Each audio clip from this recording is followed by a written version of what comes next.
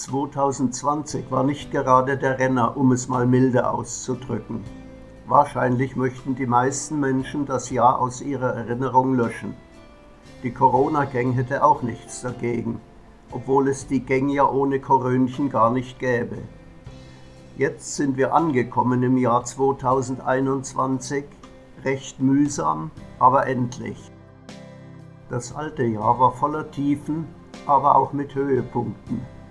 Wehgetan hat es uns jede Woche, die Warteschlange vors Rieslokal länger werden zu sehen, mitzubekommen, wie ganze Familien ins Elend abrutschten und ein paar Mal zu bangen, dass wir nicht genug Reserven hätten, um alle Bedürftigen mit Essen zu versorgen.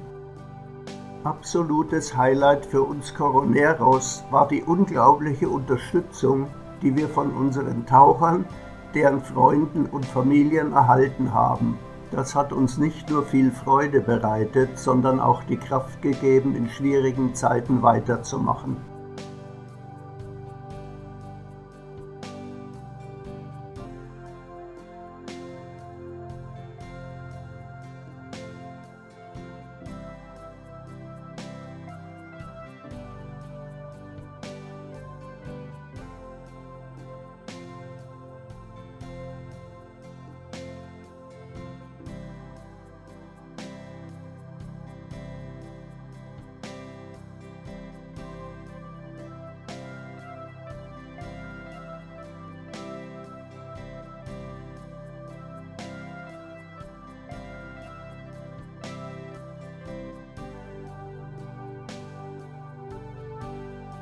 Ein Höhepunkt war es jedes Mal, wenn wir einen unserer behinderten Schützlinge in ein festes Arbeitsverhältnis vermitteln konnten, wie zum Beispiel den einarmigen Banditen, der jetzt in einem Großhotel, das noch nicht wieder offen ist, eine feste Anstellung als Gärtner hat, oder der ehemalige Busfahrer, der wegen eines Schlaganfalls halbseitig gelähmt ist und von Frau und Kindern verlassen wurde.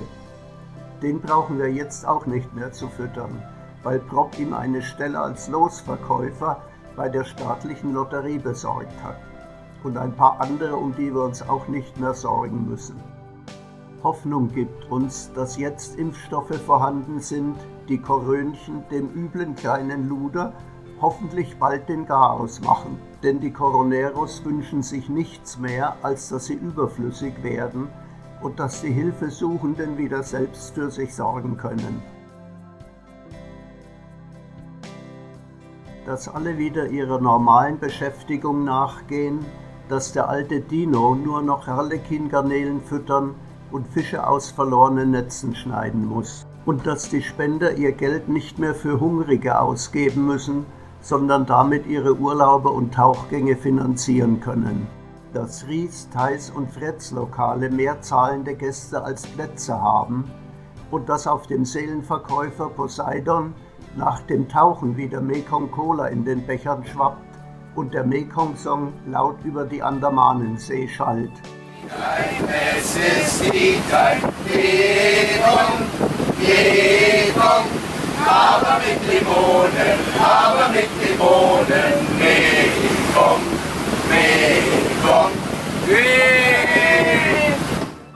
Wenn das passiert, dann wird 2021 ein super Jahr. Prost!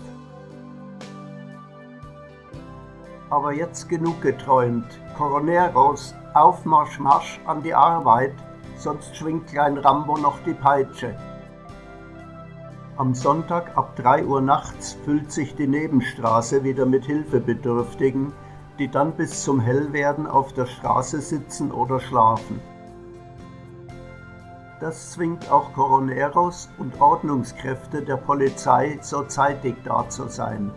Denn leider wurde Corona auch wieder in Phuket eingeschleppt, nachdem wir monatelang auf einer Insel der Glücklichen gelebt hatten. Jetzt ist der Eingang zur Nebenstraße bewacht. Neuankömmlinge müssen Temperatur messen lassen und die Hände sterilisieren, ehe sie eingelassen werden.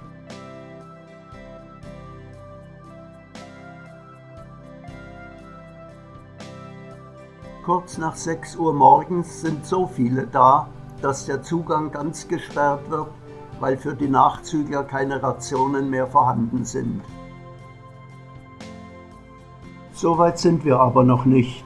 Es ist erst 5 Uhr und in der Nebenstraße vor dem Hinterhof steht das Leben noch fast still. Aber im Lokal werden die am Vortag abgepackten Reis- und Eierportionen von einem Teil der Crew und hilfsbereiten Polizistinnen aus dem Flur ins Lokal nahe dem Ausgabetisch geschleppt, damit später die Anlieferung flüssig läuft. Endlich geht's los. Haha, erstmal wieder mit der Bürokratie. Naja, muss auch sein, um Fehler oder Missbrauch zu unterbinden. Also ihr Langschläfer von der Nebenstraße, bitte langsam wach werden und aufstehen, registrieren, Wartenummer empfangen und ab nach vorne, wo dann wieder gewartet wird.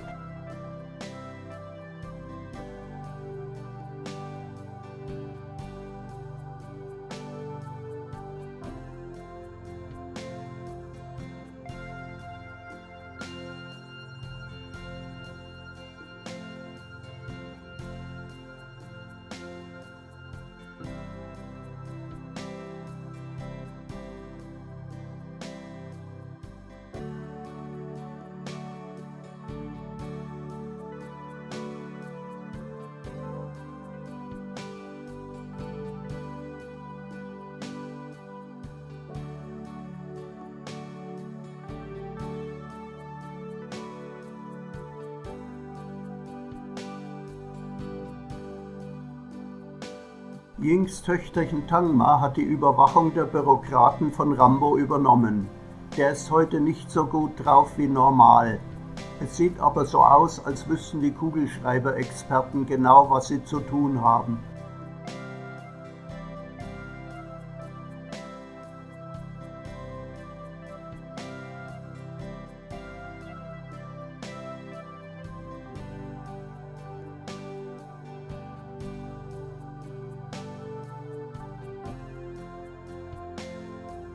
Nur der Dino wird immer fauler.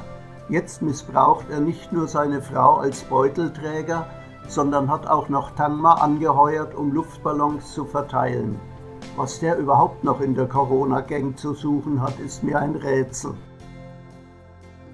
Naja, Tangma und Rob erledigen die Kinderbetreuung vorzüglich und so gibt es keine Reklamationen.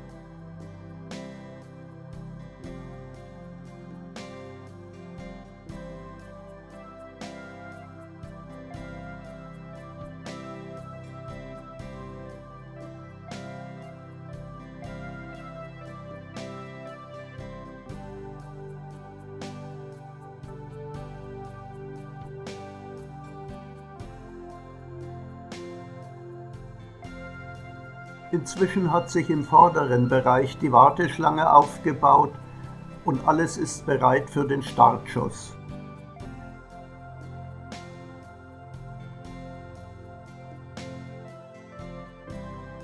Letzte Kontrolle von den Ordnungskräften und es geht los. Wie gewohnt dreht die Corona-Maschine nach kurzer Zeit auf voller Drehzahl und die Essensportionen fließen ab.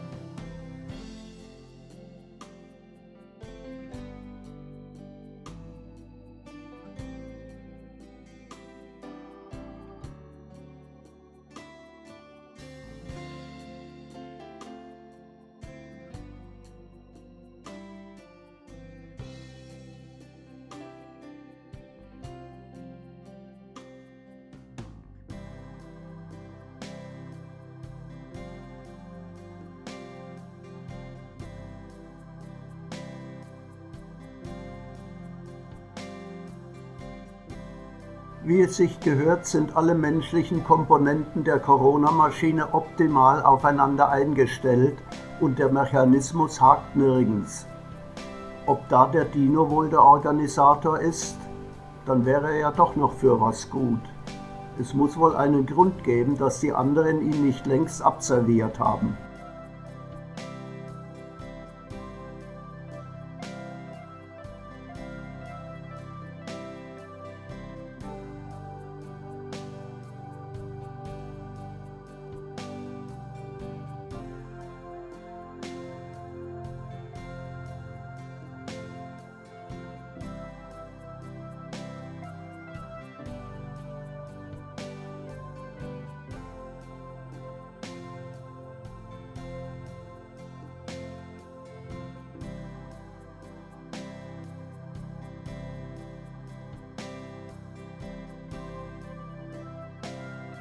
Rambo Palit tritt natürlich auch wieder seinen Dienst an, aber heute ist er nicht in optimaler Form. Entweder hat er die letzte Nacht gesumpft oder Oma hat ihm mit irgendwas die Laune verdorben. So richtig ist er jedenfalls nicht bei der Sache, aber in seinem Alter darf man auch mal schwächeln. Als die Schicht dann zu Ende ist, gibt's ein Eis für Tangma und ihn und einen Luftballon dazu, da ist alles wieder gut.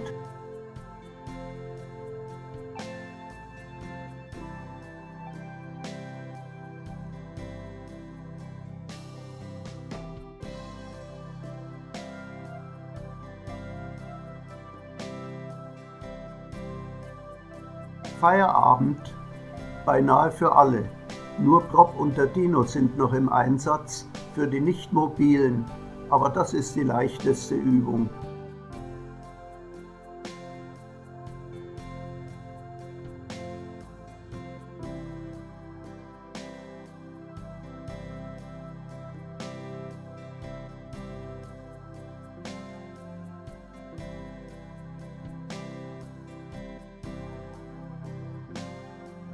In der Umgebung der Immobilien warten natürlich auch wieder Kinder, die bedacht werden wollen. Und unerwartet bittet ein nicht ganz seriöser Herr, der Schnorren für selbstverständlich hält, um Bargeld, um Schnaps zu kaufen.